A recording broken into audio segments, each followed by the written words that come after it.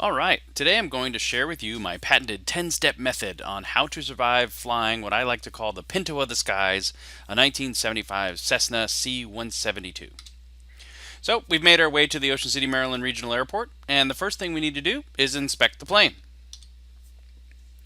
She's in great shape for being 42 years old, but still need to check it out prior to flying. This does something important, I'm sure, so it's good that it's going up and down. Flaps, yes, those are very important. Yep, we need to check that. Yep, take that rope off, that's good. Check the tires, that's good. We need to check the oil, check the fuel, check the propeller. We need all of these things. Make sure the air and wind speed instruments are unclogged.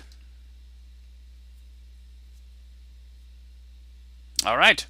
So fuel was actually a little low, so always a good idea to top that off. There's even a special test to make sure there's no water in the fuel since there's only one engine.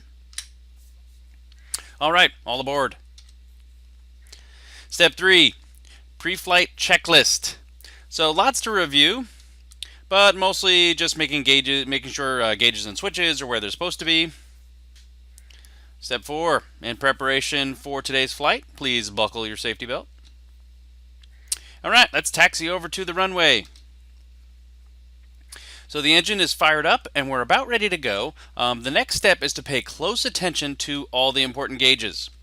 This one, also this one, this one as well, this one. We can't forget about this one. Oh, keep an eye on that one. And this one too. Whew. And we're off. So you're caught up in the excitement of being airborne, but it's probably a good idea while it's still in view. Step 6, try and remember where the runway is.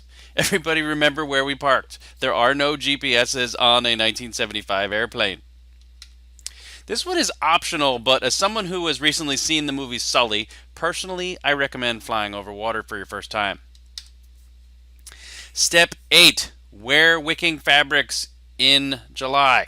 When you're flying a 40-year-old Cessna at 2,000 to 3,000 feet, keep in mind that you're basically just inside a floating metal toaster with no air conditioning. So definitely recommend wicking fabrics. There's a better view of me from the front. Alright folks, if you look to the right of the aircraft, you might get a nice glimpse of Ocean City, Maryland. There's Colleen Denston waving down below. Alright, eyes on the sky, buddy. This is a repeat of step 5. But keep your eyes on all those important gauges. Another repeat, but I can't stress this one enough.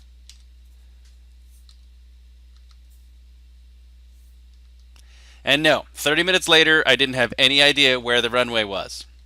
Which brings us to our last and my wife's favorite step, 10. Have a professional pilot land the plane.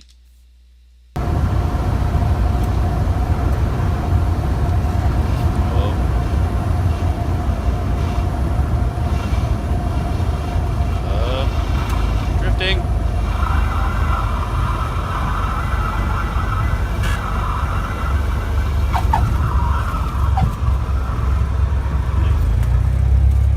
Alright, there you go. We know you have choices when you fly, and we'd like to thank each of you personally for flying Pinto Airlines today.